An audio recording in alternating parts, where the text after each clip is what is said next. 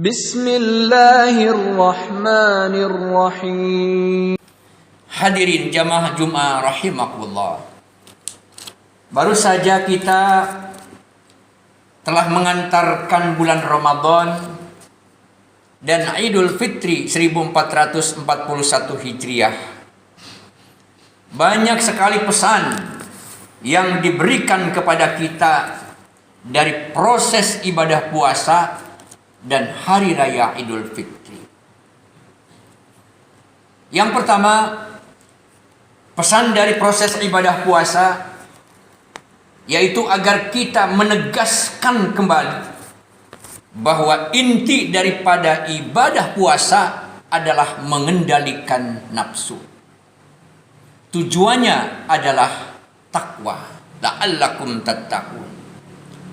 Kalaulah kita tidak boleh makan, tidak boleh minum, tidak boleh berhubungan intim suami istri di siang hari, itu semua adalah sekedar proses agar kita lebih mampu untuk mengendalikan nafsu.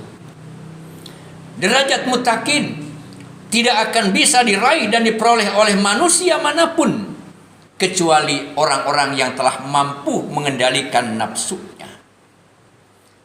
Dan puasa adalah media yang paling ampuh, melebihi ampuhnya ibadah yang lain untuk dapat mengendalikan nafsu. Jadi Allah Subhanahu wa ta'ala yang Maha Rahman dan Maha Rahim tahu persis bahwa manusia itu sulit untuk bisa mengendalikan nafsu. Karenanya Allah berikan media atau alat yang paling canggih untuk mengendalikan nafsu. Dialah ibadah puasa. Hadirin rahimakumullah, mengapa nafsu itu harus dikendalikan? Karena nafsu itu selalu menyeret, selalu memerintahkan kepada keburukan. Wa ma ubarri'un nafsi, innan nafsa la ammaratum bisu illa ma rahima rabbi. Dan aku tidak membebaskan diriku dari kesalahan, karena sesungguhnya nafsu itu selalu menyuruh kepada kejahatan, kecuali nafsu yang dirahmati oleh Tuhanku.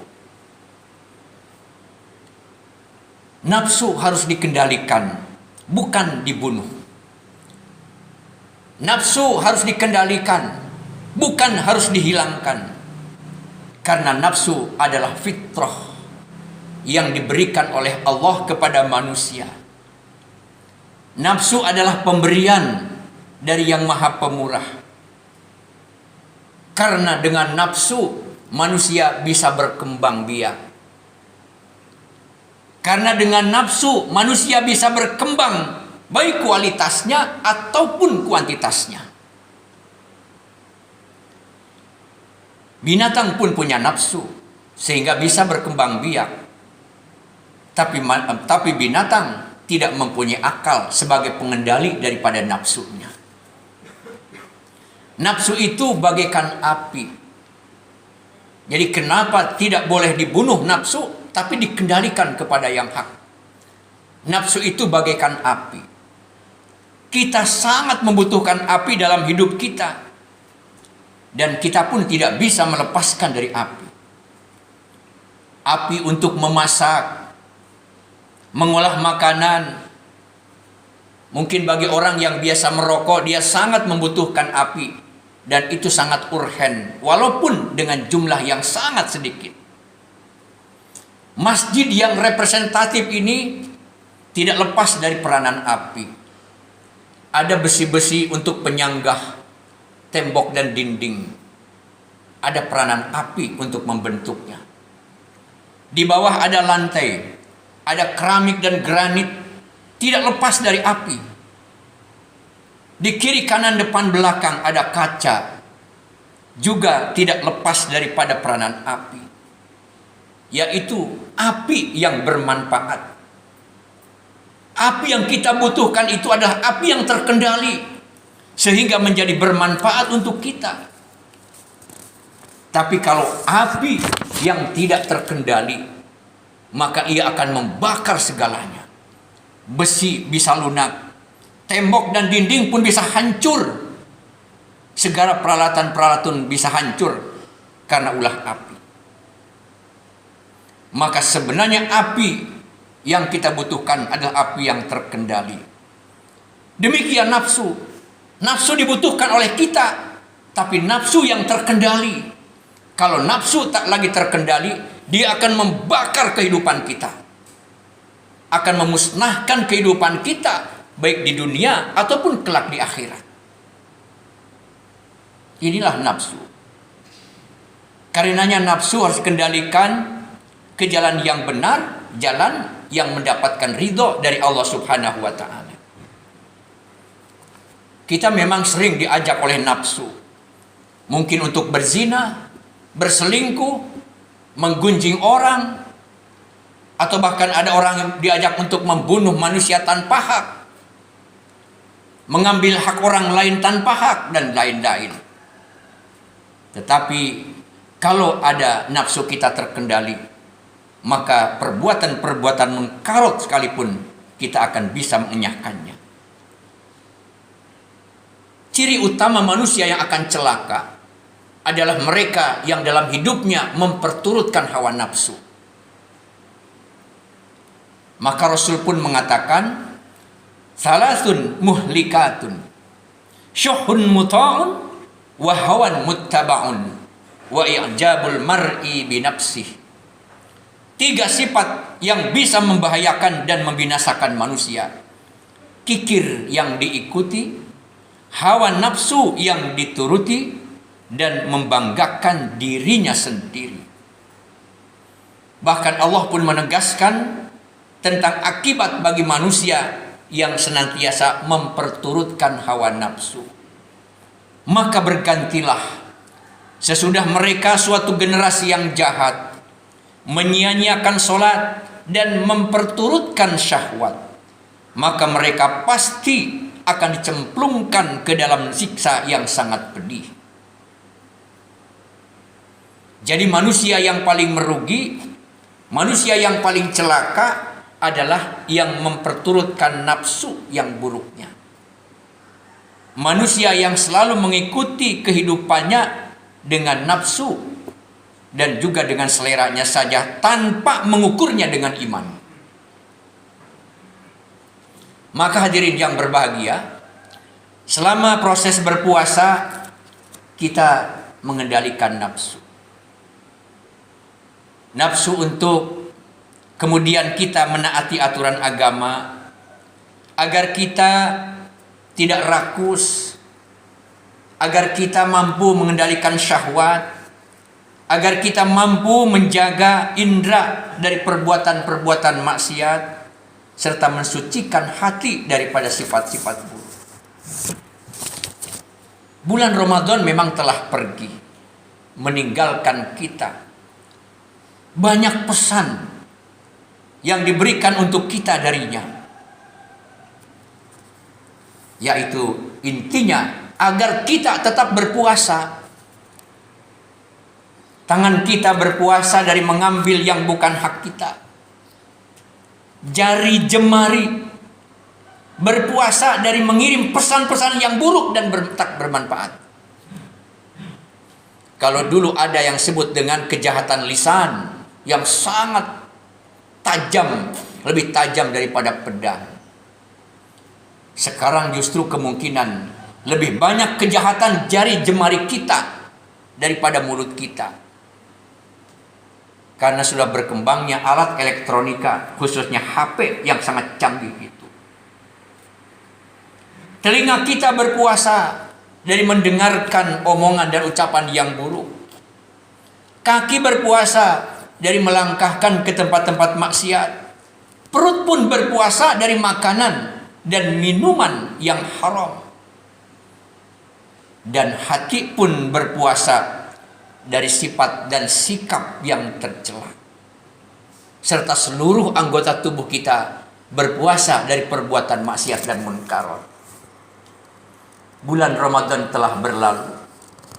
Namun jiwa puasa Ramadan tidak selesai dengan berakhirnya bulan Ramadan. Karena keberhasilan bulan Ramadan sebagai bulan yang mendidik diri kita adalah terletak pada perubahan sikap dan sifat kita pasca bulan suci Ramadan. Bila pada bulan Ramadan kita dirikan sholat dan qiyamul lail berjamaah, mari kita teruskan untuk tetap qiyamul lail dan sholat berjamaah di masjid. Ini berarti puasa berhasil mendidik kita. Bila pada bulan Ramadan kita banyak membaca Al-Quran, bahkan mengkhotamkan berkali-kali, pasca Ramadan kebiasaan itu kita lanjutkan, berhasillah Ramadan mendidik kita. Dengan puasa kita benar-benar dididik menjadi orang yang hebat dan berkualitas. Makanya Allah nyatakan la'allakum tattaqun. Kali-kali siapa tahu dengan puasa dan segala macam ritual dan dampak positif dari puasa menjadikan kita menjadi orang yang bertakwa. Hadirin rahimakumullah. Pesan yang kedua dari perayaan Idul Fitri,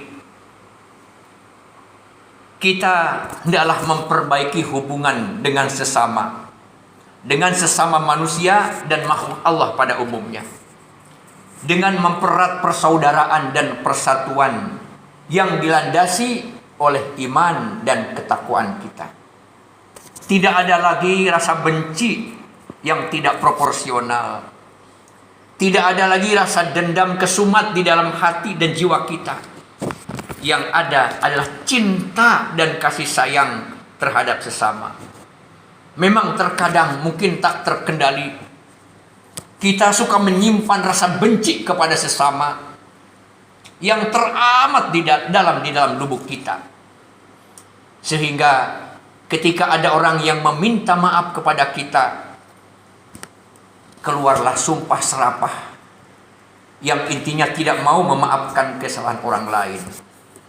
Kalaulah manusia tahu betapa besarnya nilai dan pahala yang diberikan Allah bagi orang-orang yang memaafkan kesalahan orang lain, yang salah satu atau diantaranya sebagaimana Allah tegaskan dalam surat Ali Imran 133-134, yaitu ampunan dan surga yang luasnya seluas langit dan bumi. Maka tidak ada lagi orang yang tidak mau memaafkan kesalahan orang lain, karena nilainya begitu luar biasa.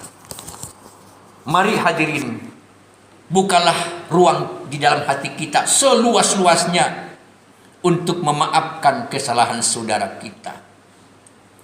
Bukalah lebar-lebar hati kita untuk menyayangi sesama. Semuanya akan menjadi indah saat kita dapat hidup bersama-sama, menikmati indahnya tegur sapa dengan keluarga dan sahabat kita. Cinta dan kasih sayang senantiasa hadir dalam jiwa kita, dalam jiwa-jiwa pemaaf. Memaafkan memang bukanlah sekedar ritual tahunan saja, tapi cara untuk melatih jiwa dan diri kita agar senantiasa dalam kondisi yang positif. Hadirin rahimakumullah, bulan Ramadan telah berlalu, tapi kita tetap berpuasa untuk mengendalikan nafsu, untuk membentuk manusia-manusia yang berkualitas, baik dalam pandangan Allah maupun dalam pandangan manusia. Juga perayaan Idul Fitri sudah kita rayakan. Mari kita jadikan sebagai momen yang berharga untuk memperbaiki hubungan kita dengan sesama manusia. Hubungan kepada Allah kita perbaiki, hubungan kepada manusia kita kembangkan. Allah nyatakan di dalam Al-Quran, duribat alaihimudillah aynama thuqifu illa bihablim minallah wa hablim minan nas. Mereka akan ditimpa kehinaan di mana saja mereka berada, kecuali mereka melakukan hubungan baik dengan Allah dan hubungan baik dengan sesama manusia. Semoga Allah Subhanahu wa taala senantiasa memberikan petunjuk kepada kita ke jalan yang benar, jalan yang lurus, jalan yang Ia ridhoi. Barakallahu li wa lakum fil Qur'anil azim. Wa nafa'ani wa iyyakum bima fihi minal ayati wadh-dhikril hakim. Wa taqabbalallahu minni wa minkum tilawatah innahu huwas samiul alim.